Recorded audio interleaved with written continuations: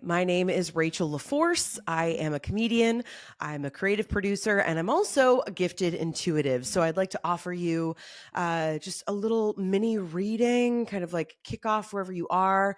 Lots of energy changing right now with like the changing of the seasons, slowly, but surely. And it feels like I know collectively so many of us are like, we're ready for what's next. We're ready now. Like, let's go, let's get out of this. And even everything around us is still like, not yet.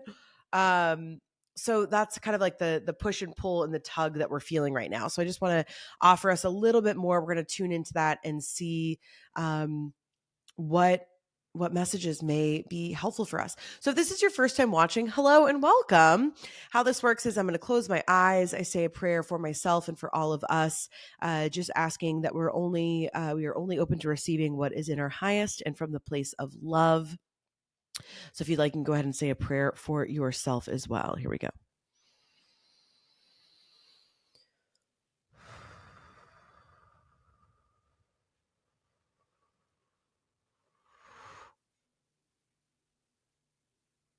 Okay, here we go.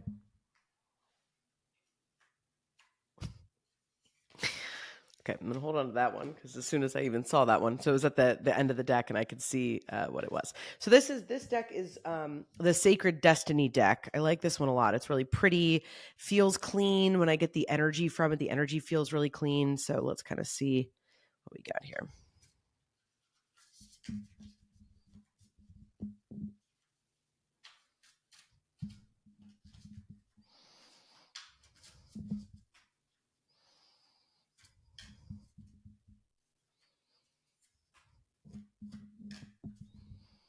You know, it's funny. Where I always know, if you've watched this before, you know, whatever the first thing is, that's always the thing.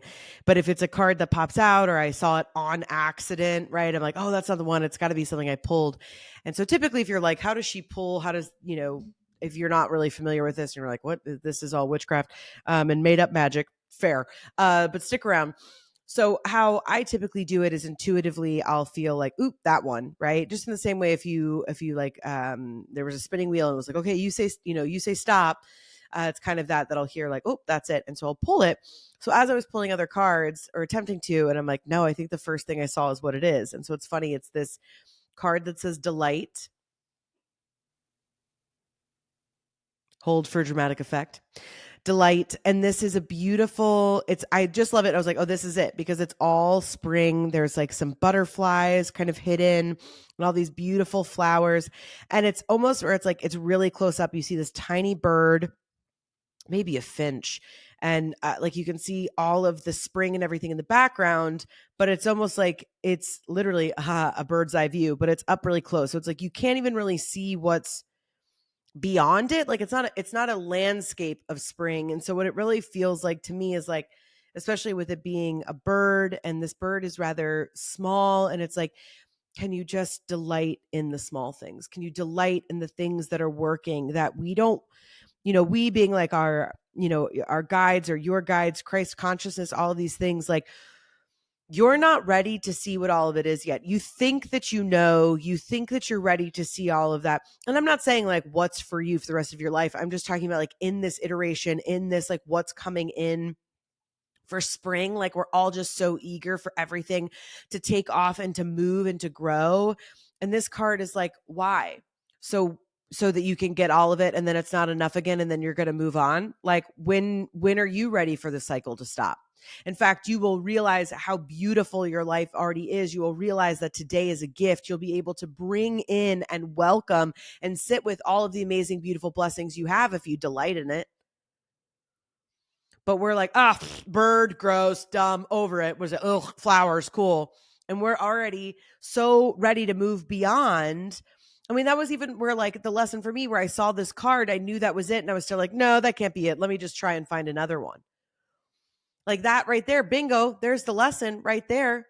Can you delight in it? Can you sit in it? Can you be with it and allow it to be enough? So I'm going to see in here what the card says. Yeah, here we go. Sparrows and, so it's a sparrow, not a finch. Excuse me. I'm also not a bird extraordinaire, so notice that that's not in my bio. Okay. Sparrows and spring grass. The sparrow gains its power from its numbers. A sparrow gains its power from its numbers. In clusters, sparrows eat and forage, and predators are distracted and deterred, even intimidated by their numbers. Security and joy in numbers is a lesson of the sparrow. Interesting. Security and joy in numbers. Within their communities, sparrows are always busy, living life fully. Many cultures align the meaning of the sparrow with joy. In the Middle Ages, the sparrow was thought to relieve suffering, help one triumph over hardships, and bring joy. The sacred landscape wants you to know delight is expanding in your life. Yes, clap your hands with glee, spend time with others, go to a community gathering, host a party. The joy you experience will give birth to immense creativity, and your life will blossom. Share your happiness and elation with others, and it will grow by leaps and bounds. This isn't the time to be serious. This is a time to be spontaneous. Do not make hard and fast commitments. Don't sign any legal documents or any pledges right now. Don't make any promises if you're not able to keep them. Give yourself permission to have fun, especially in community with others. I love that. I love this so much because,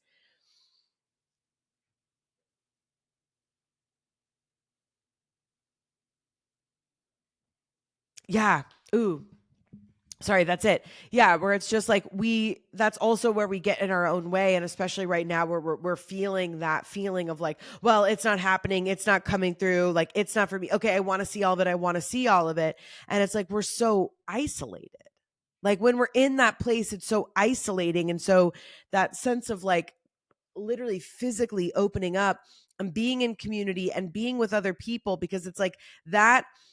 Also, what you're trying to attract when we're in that place of like, okay, more please, I'll delight, boring, okay, more please. It's never satisfying. It's never enough. It's lonely, and it's in this physical place. Like you're like this, head down. Okay, it's got to be this thing. That's why they're like, this is not. You don't need to work harder. You need to have more trust. You need to trust that the universe is abundant. You need to trust that the thing that putting in those daily deposits is enough. So loosen up, find the joy, and let's sail through the next couple of weeks into where we want it to be. Because here's the thing that I'm really realizing is I'm ruining my own time. Meaning the more that I'm in my head of, oh, this isn't going to work, or, oh, what are people going to think, or, oh, it's not going to be this thing. And then whatever it was that I just experienced is gone. It's never again. It's not coming back. And I wasted it by being in my head. And none of the things that I was worried about came true. And I missed out on a good time. So no more being amongst others and not paying attention to how beautiful it is. No more, being, yes, there's something for the time and place of processing our feelings and all of those things. But on the bigger overarching feeling of what's happening, let's just take a little bit of joy. Let's delight and let's trust that we are in this space, that whatever it is that we're working towards, it already is. We've seen it and it's already coming through. All right. Get out there, delight in it, stay in it, stay light. Love you, mean it.